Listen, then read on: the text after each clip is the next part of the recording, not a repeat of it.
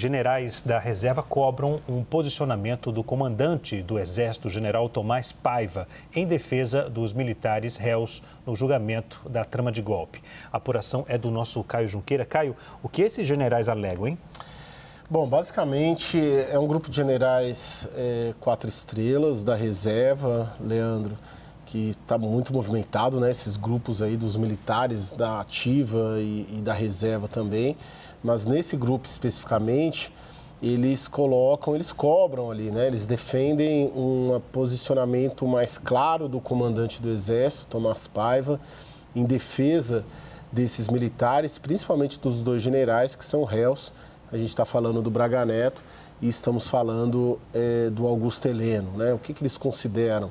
Eles consideram que eles têm, na visão desses generais, serviços prestados ao Exército Brasileiro e ao governo brasileiro, porque foram ministros de Estado, que foram militares exemplares e que precisaria, de alguma maneira, o comandante do Exército sair em defesa da biografia deles, né? É isso que essa mensagem que nós tivemos acesso, estou procurando ela aqui, é isso que essas mensagens colocam. Eles dizem, por exemplo, que o Exército vai sangrar com tão inusitado julgamento, que os réus são todos generais do Exército com inestimáveis serviços prestados ao Brasil como ministros de Estado. E por suas qualidades são muito queridos e respeitados pelos subordinados e que uma eventual condenação será muito mal recebida, né? Então, o que eles colocam é que eles acreditam que para diminuir esse prejuízo seria necessária uma manifestação pessoal do comandante do Exército, em função do alto cargo que ele exerce, que é a única autoridade que tem força para poder falar em nome da força, né? Isso a gente sabe, estamos falando de generais de reserva, mas a gente sabe também o posicionamento oficial das Forças Armadas brasileiras e principalmente do Exército Brasileiro, que é a maior das 3 forças, no sentido de um desejo de uma virada de página, né?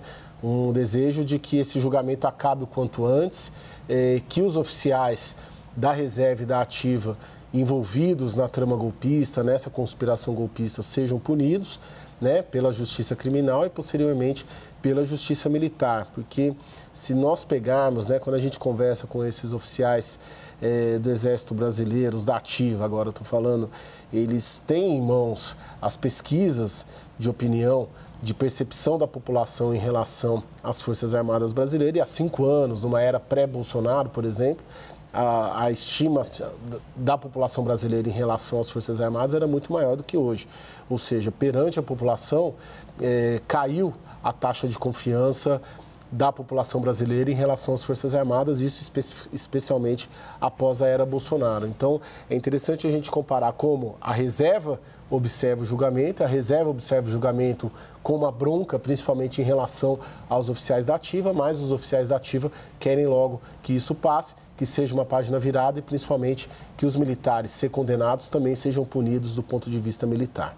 Caio, rapidamente, porque estamos com o tempo bem esgotado, há uma possibilidade, Caio, dos condenados pelo Supremo Tribunal Federal, militares no caso, essa condenação ser revista pelo STM, o Superior Tribunal Militar? Não. Essa possibilidade não existe. O que existe e que há um debate jurídico em curso é se o Supremo Tribunal Federal ele pode derrubar as patentes desses militares. A gente está falando de 2 generais, por exemplo. Né? Tem 3 generais, porque tem o Mário Fernandes também. Estou falando dos 2 principais, que é o Braga Neto e o Augusto Heleno. Vamos supor que eles sejam condenados, devem ser condenados sim, pela tentativa de golpe. Eles poderiam também ser condenados a perder a patente?